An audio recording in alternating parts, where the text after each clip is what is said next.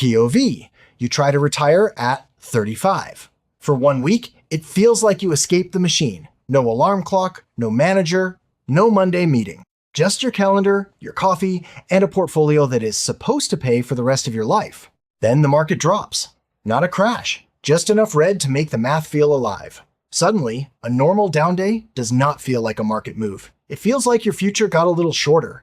This is the fire trap. Early retirement sounds like freedom until every market drop feels personal. When you are working, a bear market is painful. When you are retired at 35, a bear market starts asking if you quit too early. The problem is not that FIRE is fake. The problem is that the spreadsheet version of freedom is cleaner than the emotional version. The spreadsheet assumes average returns.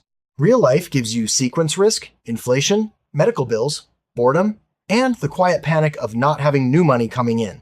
At first, you try to solve the anxiety by checking more often. You refresh the portfolio at breakfast.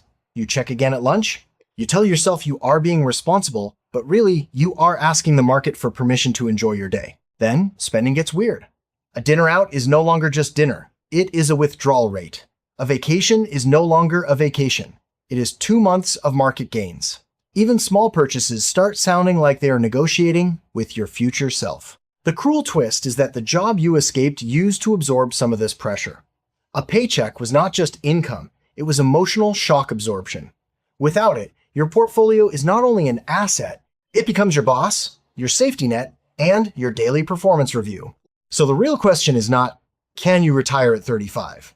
The real question is, can your plan survive being watched every day by a nervous version of you? Freedom is not just having enough money to leave work. It is having enough structure that the market does not move back into your head.